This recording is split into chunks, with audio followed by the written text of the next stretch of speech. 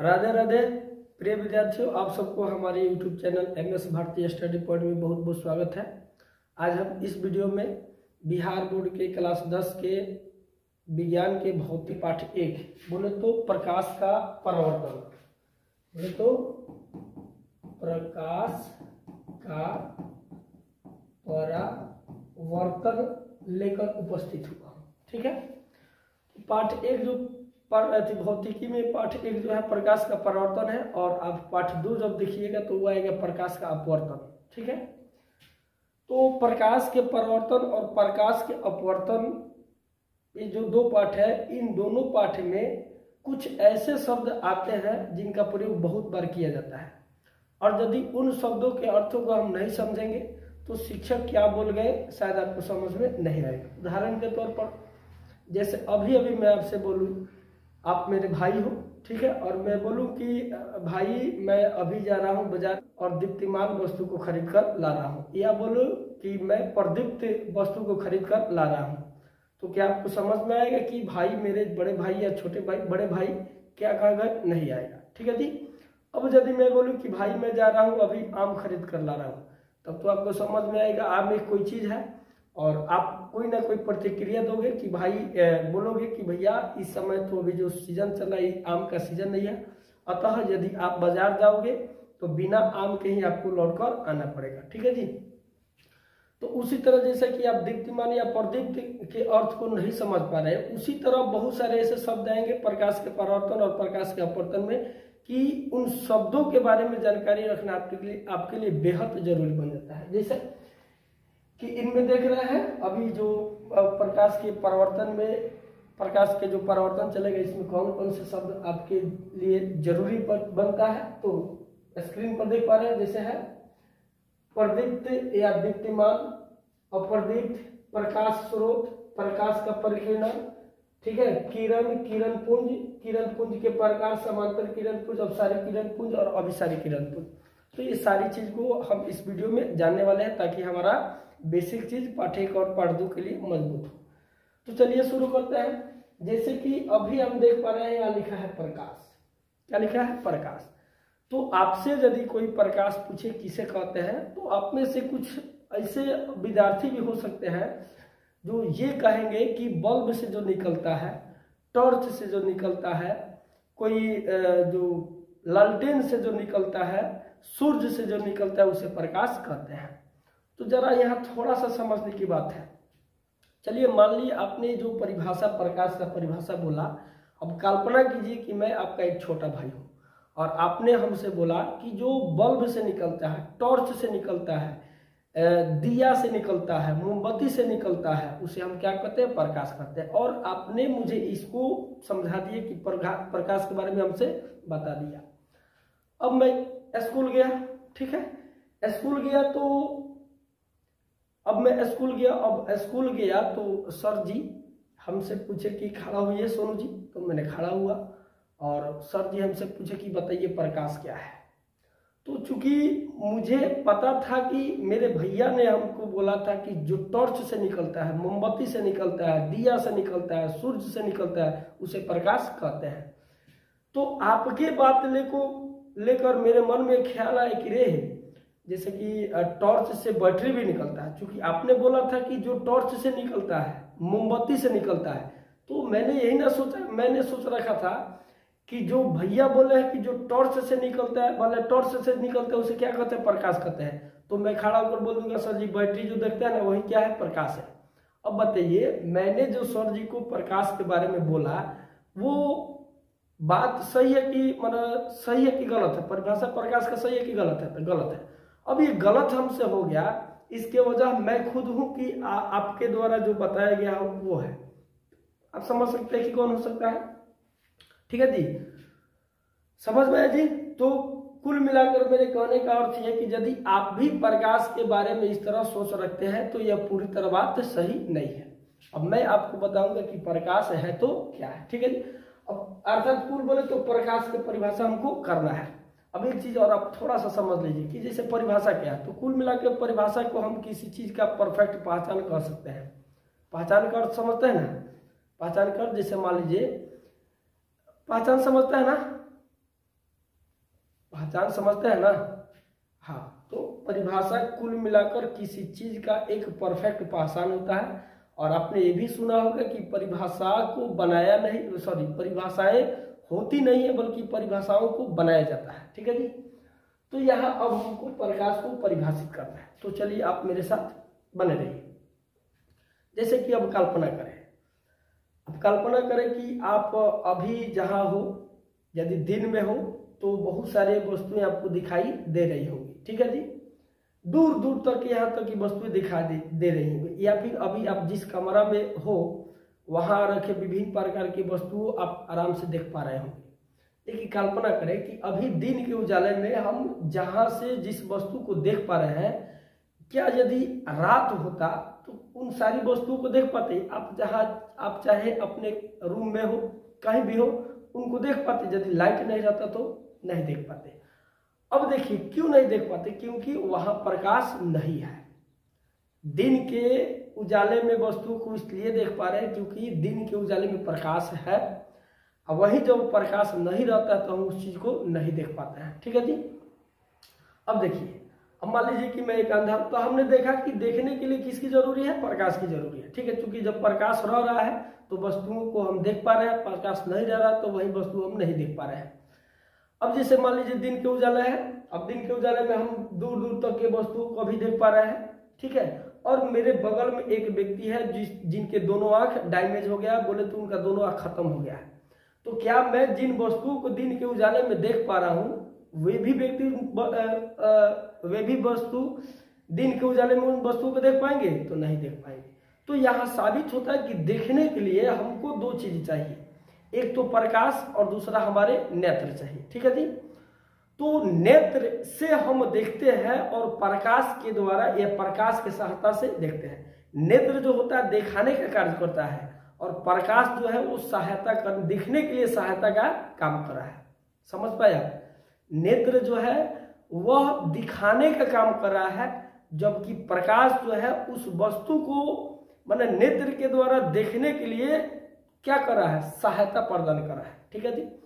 तो अतः अब हम कह सकते हैं प्रकाश के बारे में, प्रकाश ऊर्जा का वह रूप है। अभी हमने प्रकाश को एक ऊर्जा का रूप कहा, क्यों कहा थोड़ा देर बाद आपको यह स्पष्ट हो जाएगा। तो चलिए देखते हैं। प्रकाश ऊर्जा का वह रूप है जिसकी सहायता से हम किसी वस्तु को देख पाते हैं। अब बताइए ना, यदि प्रकाश नहीं रहता तो हम देख पाते हैं? नहीं देख पाते हैं। मतलब देखने के लिए आंख के अलावा, देखने के लिए आंख के अलावा जिन चीज की सहायता है वही ना प्रकाश है जी। देखने के लिए आंख के अलावा किस चीज की आवश्यकता है? तो रोशनी की। तो वही रोशनी ही आपका क्या है? प्रकाश है। समझ में है? तो कुल मिला के कह सकते हैं कि प्रकाश की परिभाषा में ऊर्जा का वह रूप जिसकी सहायता से हम किसी वस्तु को स्पष्ट देख पाते हैं उसे प्रकाश कहा जाता है। अब एक शब्द हमने यहाँ बोला था कि प्रकाश ऊर्जा का वह रूप है, अर्थात तो हमने प्रकाश को ऊर्जा का रूप कहा। क्यों कहा इसके बारे में देखते हैं। चलिए, तो एक शब्द आया यहाँ पर ऊर्जा। अब तो सभी कोई जानते होंगे कि कार्य करने की क्षमता को क्या कहते हैं? ऊर्जा कहते हैं। जैसे अब कार्य को हम क्रिया भी कह सकते हैं, कार्य को क्रिया भी कह सकते हैं, अर्थात किसी भी क्रिया को करने के लिए कहीं भी जो क्षमता है उसे क्या कहते हैं? ऊर्जा कहते हैं। ठीक, माने कार्य करने की क्षमता को क्या कहते हैं? ऊर्जा कहते हैं। जैसे मैं अभी बोल रहा हूं तो क्या एक कार्य है कि ना है? तो बोलने के लिए मेरे अंदर जो क्षमता है तभी तो बोल पा रहा हूं। तो बोलने के लिए मेरे अंदर जो क्षमता है, दौड़ने के लिए आपके अंदर जो क्षमता है, कूदने के लिए आपके अंदर जो क्षमता है, समझ रहे हैं, खाने के लिए आपके अंदर जो क्षमता है, हाथ पांव को ऐसे ऐसे चलाने के लिए जो आपके अंदर क्षमता है, आंख को मलकाने के लिए आपके अंदर जो क्षमता है, ये सारी की सारी क्रिया है ना। तो इन जितने सारे क्रिया है, सभी क्रिया को करने के लिए जो आपके अंदर क्षमता है, ताकत है, उसी को हम क्या कहते हैं? ऊर्जा कहते हैं। ठीक है जी। तो ऊर्जा शब्द समझ में आया। अब देखना था हमें कि प्रकाश को ऊर्जा का रूप क्यों कहते हैं। तो हमने ऊर्जा को देखा, कार्य करने की क्षमता को ऊर्जा कहते हैं। ठीक है जी। तो बताइए, खेलना कार्य है कि ना है? बोलना कार्य है कि ना है? दौड़ना कार्य है कि ना है? पानी को गर्म करना कार्य है कि ना है? तो है। ठीक है जी। पानी गर्म करना क्या है? कार्य है। क्या है? कार्य है।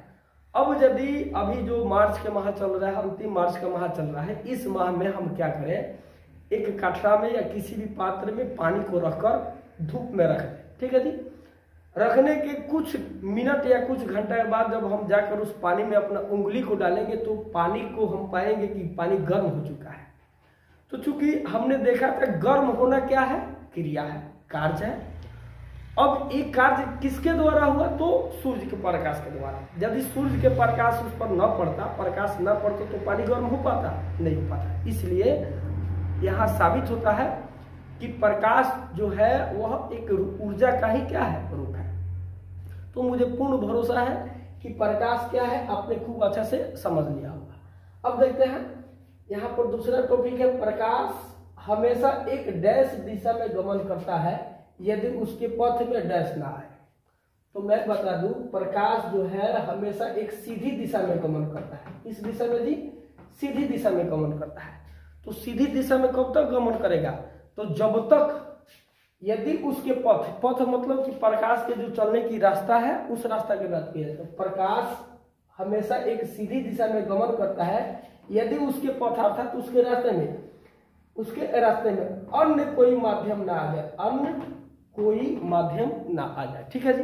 अब चलिए जो हमने बोला इसको एक प्रैक्टिकली हम करके देख लेते हैं, बने रहिए आप लोग। चलिए,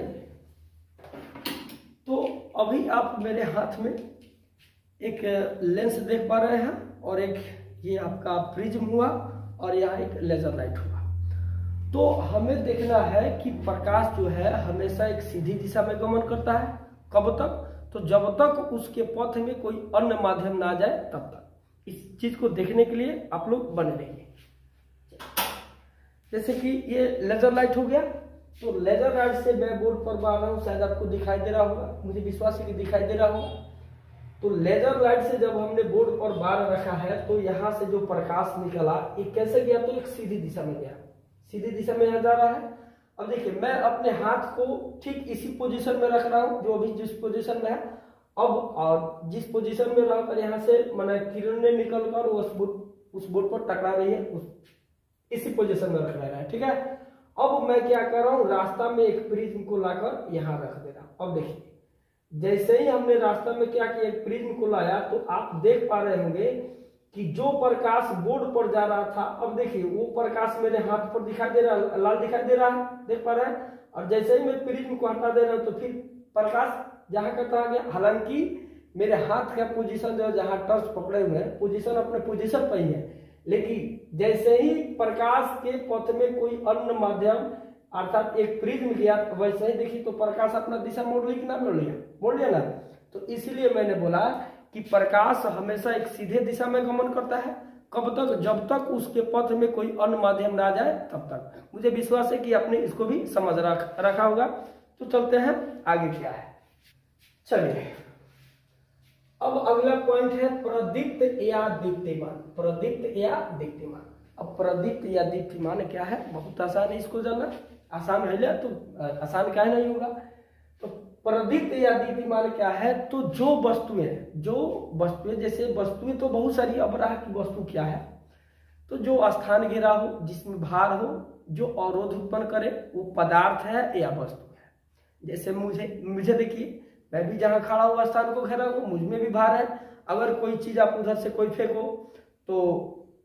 तो मेरा जो शरीर है उस वस्तु के गति में क्या करेगा, उस वस्तु के गति में अवरोध उत्पन्न करेगा, अर्थात उस जितने वेग से जा रहा था उस वेग को परिवर्तन कर देगा, ठीक है जी। तो वस्तु क्या है, तो जिसमें भार हो, जो स्थान घेरा हो, जो अवरोध उत्पन्न करे, वो सारी की सारी वस्तुएं हैं। तो यहाँ प्रदीप्त या दीप्तिमान क्या है, तो वैसी वस्तुएं वस्तु तो बहुत सारी है, वैसी वस्तुएं जो प्रकाश उत्पन्न करती हो, वैसी वस्तुएं जो प्रकाश उत्पन्न करती हो उसे प्रदीप्त या दीप्तिमान कहते हैं। जैसे कि देख पा रहे हैं ये मोमबत्ती है, क्या मोमबत्ती प्रकाश उत्पन्न करते हैं? हाँ, तो इसलिए ये क्या है, दीप्तिमान या प्रदीप्त है। मैंने बोला कि जो वस्तुएं प्रकाश उत्पन्न करती हैं उसे दीप्तिमान या प्रदीप्त कहते हैं। बल्ब देखिए तो दीप्तिमान है या प्रदीप्त है? हाँ, क्यों है, क्योंकि ये भी प्रकाश उत्पन्न कर रहा है, ठीक है। बस सूर्य देखिए तो दीप्तिमान या प्रदीप्त है, तो हाँ है। ये देखिए ये हमारे हुई चंद्रमा प्रदीप्त या दीप्तिमान है कि नहीं है? तो इसका जवाब होगा क्या कि चंद्रमा दीप्तिमान या प्रदीप्त नहीं है। अब आप सोच रहे होंगे कि सर जी अभी आपने बोला था कि जो वस्तु प्रकाश उत्पन्न करती है वे प्रदीप्त या दीप्तिमान है, तो चंद्रमा भी तो प्रकाश उत्पन्न करती है। तो जी नहीं, चंद्रमा अपना कोई चंद्रमा प्रकाश उत्पन्न नहीं करती है। तो जो चंद्रमा प्रकाश उत्पन्न नहीं करता है, तो अब रहा कि रात में हम चंद्रमा से प्रकाश हुआते क्यों देख पाते हैं? क्यों देख पाते हैं? क्योंकि बात यह है कि चंद्रमा जो है ये आसमान में है और सूर्य भी क्या है? आसमान में। तो सूर्य की जो किरणें होती है, सूर्य की किरणें जो होती हैं वो चंद्रमा के सतह पर पड़ती है और चंद्रमा के सतह उस सूर्य के किरणों को कुछ अवशोषित कर और कुछ शेष को पृथ्वी तक लौटा देते हैं। इसकी वजह से हम किसी वस्तु को माने रात में जो होता है ना चंद्रमा की रात, उस रात में हम किसी वस्तु को देख पाते हैं। अब उदाहरण के तौर पर आपको यदि ऐसा मौका मिले तो जरूर करना। कैसे करना है? तो आप किसी कमरा में चले जाना और उस कमरा के बल्ब को बंद कर देना, मतलब जो भी बत्ती वगैरह आप लगाए उसको बल्ब कर देना। बंद करने के बाद में एक टॉर्च लेना। टॉर्च को क्या करना, आप किसी मतलब दीवार के नजदीक खड़ा कर उस पर मारना। जैसे मान लेना ये दीवार हो गया, यहाँ से मैं टॉर्च को मारूंगा। तो बारने के बाद आप देखिएगा, पीछे घूम के देखिएगा तो पीछे के कुछ वस्तुएं आपको दिखाई जरूर देंगे। तो पीछे की वस्तु कैसे दिखाई दे दीजिए? वहां तो प्रकाश कहाँ से? क्योंकि आप जो टॉर्च मारे थे वो तो आगे गया, फिर पीछे की वस्तु क्यों दिखाई दिया? अच्छा, तो वहां भी प्रकाश गया, तो वो प्रकाश आया कहाँ से? तो प्रकाश कहाँ से? जब आपने टॉर्च को मारा तो टॉर्च के किरणें आपके दीवार पर गया, दीवार पर से रिटर्न होने के बाद में चारों ओर क्या हुआ? फैल गया, जिसकी वजह से आप वस्तु को देख पाए। ठीक यही चीज हमारे चंद्रमा के सतह पर होता है। ठीक है जी, सूर्य आसमान में है, वो उसकी किरणें जाती है चंद्रमा के सतह पर पड़ती है और फिर चंद्रमा के सतह उनको परिवर्तित करके पृथ्वी तक पहुंचा देती है, जिसकी वजह से हम चीजें को देख पाते हैं। तो इस तरह हम कह सकते हैं मोमबत्ती प्रदीप्तिमान है, बल्ब दीप्तिमान है, सूर्य दीप्तिमान है, चंद्रमा दीप्तिमान नहीं है, पृथ्वी भी दीप्तिमान नहीं है, मैं भी दीप्तिमान नहीं हूँ, आप भी दीप्तिमान नहीं है, ये मेरे हाथ में देख रहे हैं ये भी दीप्तिमान नहीं है। तो मुझे विश्वास है कि आप प्रदीप्त या दीप्तिमान को अच्छे से समझ गया। अब चलते हैं अप्रदीप्त। तो हुआ प्रदीप्त का उल्टा क्या हुआ? अप्रदीप्त, अर्थात वैसी वस्तुएं जो प्रकाश उत्पन्न नहीं करती उसे अप्रदीप्त कहते हैं। जैसे चंद्रमा हो गया, पृथ्वी हो गई, ठीक है जी, मैं हो गया, आप हो गया, आपके कलम हो गया, कॉपी हो गया, वगैरह वगैरह, पत्थर हो गया, बहुत सारा लकड़ियां हो गया, बहुत सारे हो गए। ठीक है जी, अब आगे देखते हैं प्रकाश स्रोत। और स्रोत जी प्रकाश स्रोत। तो स्रोत का तात्पर्य होता है उत्पन्न होना किस या प्राप्त होना। स्रोत का तात्पर्य क्या होता है? प्राप्त होना। ठीक है जी, तो प्राप्त किसके प्राप्ति के बाद क्या जाना? तो प्रकाश के। स्रोत का अर्थ हुआ प्राप्त होना, किसकी प्राप्ति? तो प्रकाश के। अर्थात प्रकाश जिस वस्तु से उत्पन्न होता है, जहां से उत्पन्न होता है, उस वस्तु उस स्थान को क्या कहेंगे? प्रकाश स्रोत कहेंगे। कुल मिला के जो दीप्तिमान है ना, वही आपका क्या है? प्रकाश स्रोत है। ठीक है जी, तो प्रकाश स्रोत के उदाहरण फिर हो जाएगा मोमबत्ती, बल्ब, सूर्य वगैरह वगैरह, टॉर्च, लालटेन सब भूल जाएंगे। आगे देखते हैं यहाँ प्रकाश का प्रकीर्णन। अब प्रकाश का प्रकीर्णन क्या है, चलिए इसको अच्छा से समझते हैं। तो जैसे हमने कई बार अपने जीवन में घटना शब्द को सुना होगा, और जैसे ही घटना शब्द हम लोग सुनते हैं तो हम में से अधिकतर के मस्तिष्क में कोई अनहोनी प्रकार की चीज चलना शुरू हो जाता है। जैसे घटना शब्द सुनते हैं तो हम ये समझ बैठते कि कहीं ना कहीं माने जो अनहोनी कार्य हुआ होगा, कोई खतरा हो गया होगा। बात सही है ना कि घटना शब्द को सुनते ही हम में से अधिकतर लोगों के मन में कोई अनहोनी का ही ख्याल आ जाता है, जबकि घटना का अर्थ वो नहीं होता है जो हम लोग समझते हैं, बल्कि घटना का अर्थ वे तमाम होते हैं, जबकि घटना का अर्थ वे तमाम चीज होते हैं जो घटित हो चुके होते हैं। जबकि घटना का अर्थ क्या होता है कि कोई क्रिया, किसी क्रिया का संपन्न हो जाना, किसी भी क्रिया का संपन्न हो जाना क्या कहलाता है? कि घटना कहलाता है। समझ आए? जैसे मैं आपसे बोलूं कि बकरी ने 3 बच्चा का जन्म दिया, तो बकरी के द्वारा 3 बच्चों का जन्मा जाना क्या है? एक क्रिया है। तो ये क्रिया संपन्न हो गया तो ये भी क्या है? घटना है।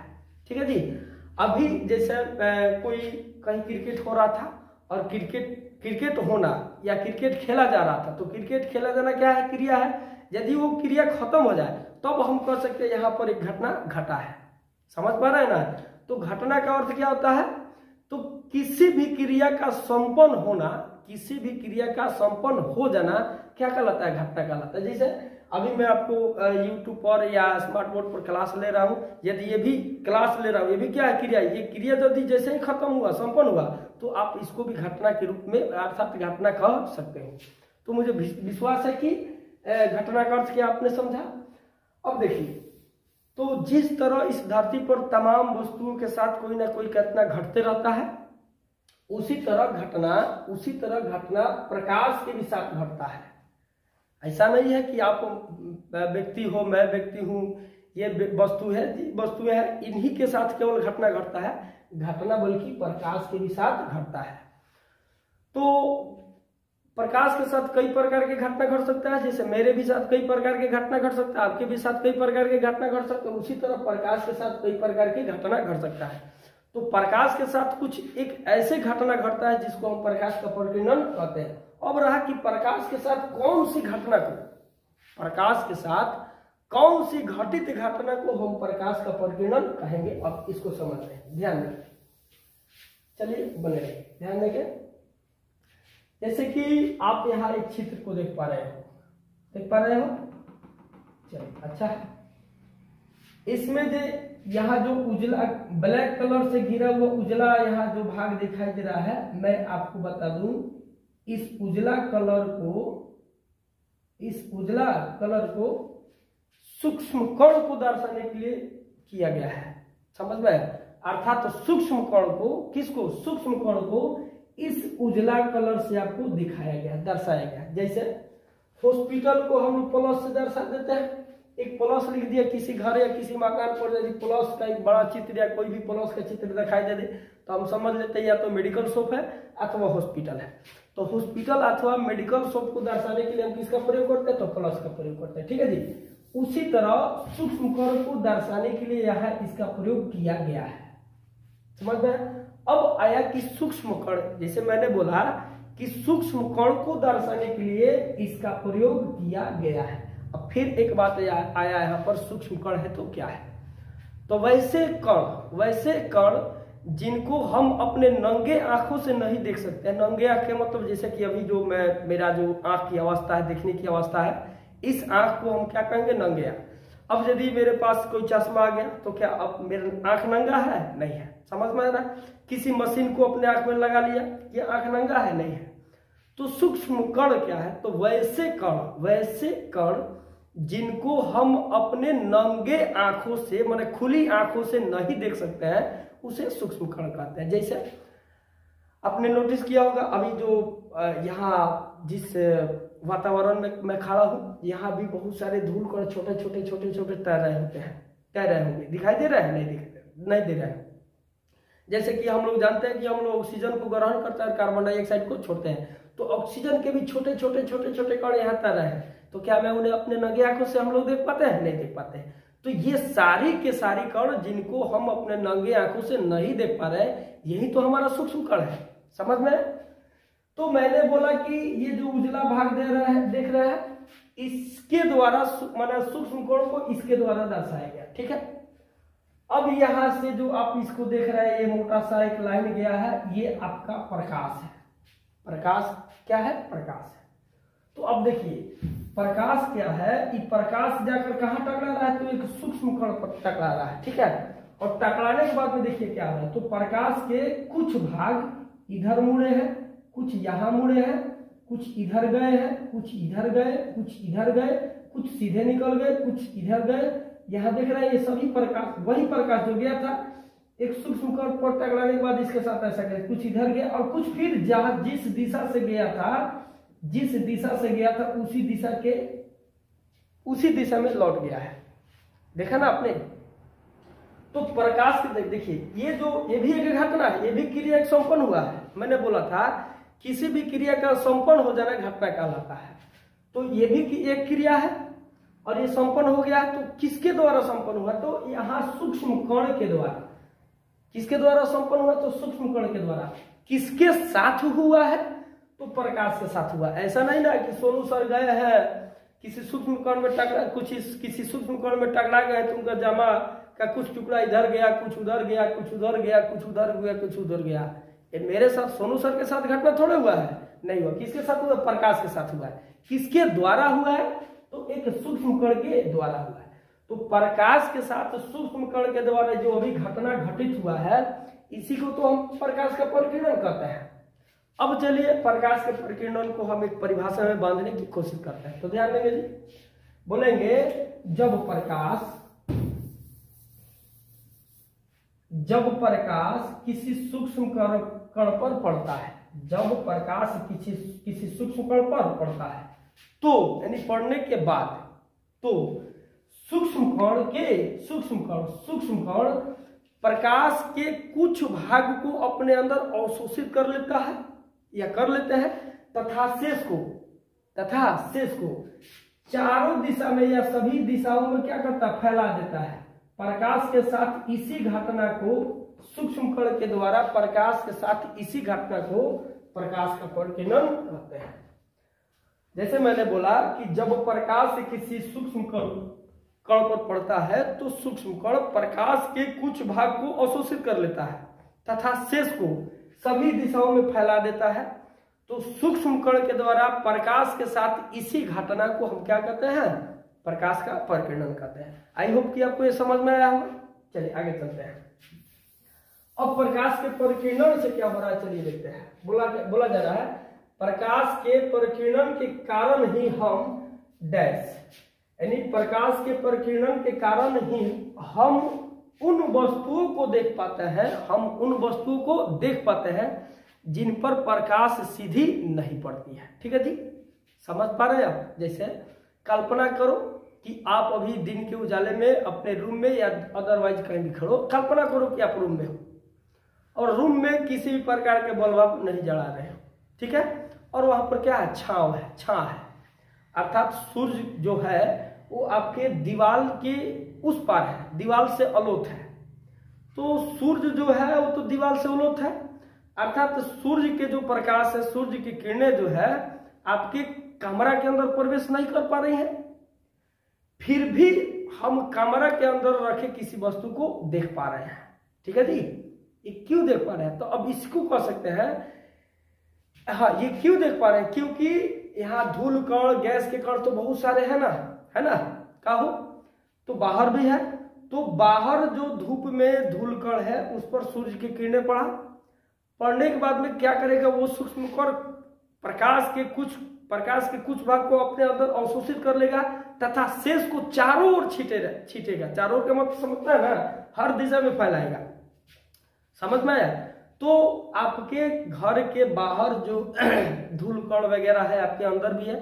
तो जिस धूल कण पर, जिस सूक्ष्म कण पर सूर्य के प्रकाश पड़ रहा है, वो क्या कर रहा है? सूर्य के प्रकाश को अपने अंदर कुछ अवशोषित करके तथा शेष चारों ओर क्या कर दे रहा है? फैला दे रहा है। उसी के फैलाने की वजह से हम उन वस्तुओं को भी हम उन वस्तुओं को देख पाते हैं जिस पर प्रकाश सीधे नहीं पड़ता है। समझ में आया? तो वही बोला गया है, प्रकाश के परिकिरण के कारण ही हम उन वस्तुओं को भी देख पाते हैं जिन पर प्रकाश सीधे नहीं पड़ता है। मुझे विश्वास है कि आपको भी समझ में आएगा। नेक्स्ट चलते हैं। अब नेक्स्ट है किरण। क्या है जी? किरण। बहुत आसान है जी। किरण क्या है? तो अभी जैसे कि ये देख रहे हैं आप, सूर्य है। क्या है जी? सूर्य है। सूर्य से ये जो पतली पतली रेखाएं आपको नीचे आते दिखाई दे रहा है, यही क्या है? किरण है। क्या है जी? किरण है। अब इसको परिभाषित करना है, किरण क्या है? तो प्रकाश के आपने जाना, प्रकाश के चलने की पथ को, जैसे इस चीज को मैं फेंकू यहां से कहीं दूर, तो ये जाएगा कि नहीं जाएगा? जाएगा। तो बिना रास्ता के तो नहीं ना चल गया जी, रास्ता है तब तो गया है।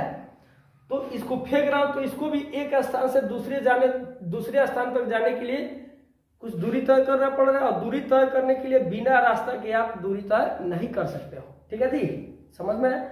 तो उसी तरह प्रकाश कहीं से भी हमारे यहाँ तक पहुंच पा रहा है, हम तक पहुंच पा रहा है, अर्थात उसको एक स्थान से दूसरे स्थान तक आने के लिए पथ की जरूरी होता है, और इसी पथ को हम क्या बोलेंगे?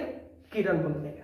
ठीक है, तो ऐसा ना हो कि किसी भी पथ को हम किरणें बोल देंगे, नहीं, प्रकाश के पथ को, सुन रहे हैं, किसके पथ को, प्रकाश के पथ को हम क्या बोलते हैं, किरण बोलते हैं, सभी के पथ को नहीं, ठीक है जी। अब ऐसा नहीं होना चाहिए कि किसी पथ पर चींटियां दौड़ रही है, चल रही है, तो क्या चींटी के चलने के पथ को हम किरण कर सकते हैं, नहीं कर सकते, किसको, तो प्रकाश के पथ को या प्रकाश के चलने की पथ को क्या कहते हैं, किरण कहते हैं।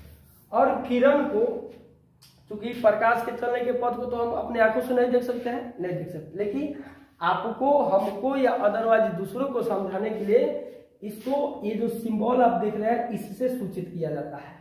जैसे प्लस लिख दिया किसी मकान पर, तो ये दर्शाता है या तो मेडिकल शॉप अथवा हॉस्पिटल। उसी तरह किरण को दर्शाने के लिए हम इसका प्रयोग, अर्थात ऐसे यदि हम लिख दिए तो समझ लेना कि अब क्या है, किरण है। और ये जो ये तीर होता है, किरण की दिशा को दर्शाता है। जैसे ये है दक्षिण दिशा और ये है उत्तर दिशा, ठीक है। अब दोनों दिशा को मैंने आपको बता दिया। अब इसके अनुसार ये जो अभी चित्र देख रहे हैं, इसके अनुसार बताइए जो प्रकाश के जाने का जो दिशा है वो दक्षिण से उत्तर की ओर, उत्तर से दक्षिण की ओर, तो उत्तर, दक्षिण से उत्तर की ओर है। ये जो तीर है ये दिखाता है प्रकाश की दिशा क्या है, ठीक है जी। अब इसको हटा दें, अब मैंने ऐसा कर दिया, बताइए तो किरण का दिशा बदल गया कि ना बदल गया, बदल गया, ठीक है।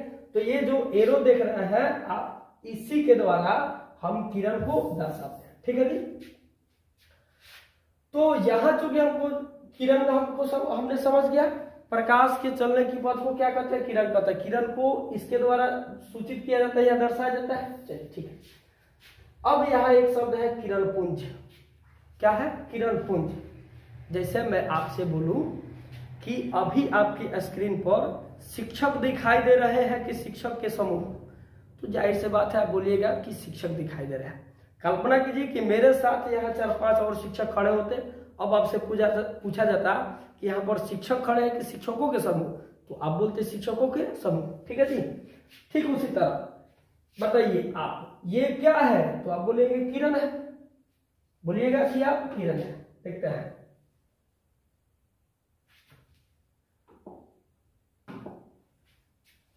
जैसे मैंने बोला आपसे कि ये क्या है, तो आप बोलेंगे किरण है, क्योंकि किरणों को हम इसी के द्वारा दर्शाते हैं। अब पूछो ये क्या है, तो बोलिएगा कि ये किरणों के समूह है। जैसे कि किरण, यहाँ ये भी किरणें है, किरणें है, किरणें है, किरण है, किरण है, तो ये क्या है, किरणों के समूह है। ये क्या है, तो ये भी किरणों के समूह है। ये क्या है, तो किरणों के समूह है। ये सिर्फ क्या है, तो किरण है। तो किरणों के समूह को हम क्या कहते हैं, किरण पुंज कहते हैं, ठीक है जी। ये देखिए किरणों के समूह है अर्थात किरण पुंज कहेंगे, ये भी किरणों के समूह है अर्थात किरण पुंज कहेंगे, ये भी किरणों के समूह है अर्थात किरण पुंज ही इसको कहेंगे, और इसको सिर्फ और सिर्फ हम क्या बोलेंगे, किरण बोलेंगे। आई होप कि आपको किरण पुंज क्या समझ में आ गया होगा जी। तो किरण पुंज किसे कहते हैं, तो किरणों के समूह को किरण पुंज कहते हैं। चलते हैं नेक्स्ट। यहाँ देखिए किरण पुंज क्या हो गया, किरण पुंज के प्रकार देख रहे हैं ना। ये तीन जो चित्र आप देख रहे हैं सभी के सभी किरणों के समूह अर्थात किरण पुंज है। इसके प्रकार देखिए तीन तरीका से दिखाया गया है। एक ऐसा है कि किसी एक बिंदु से जितने किरण निकलकर विभिन्न दिशाओं में फैल रही है, क्या हो रही है, फैल रही है, क्या हो रही है, फैल रही है, क्या हो रही है, फैल रही है। और ये जो किरणों के समूह देखिए, ये किरण के जो समूह है एक दूसरे के समांतर है, कहीं भी एक दूसरे को प्रतिच्छेदित नहीं किया है, ठीक है। और ये एक ऐसा किरण के समूह है कि विभिन्न दिशा से आकर किसी एक ही बिंदु पर मिल रही है, विभिन्न दिशाओं से आकर किसी एक ही बिंदु पर मिल रही है, ठीक है जी।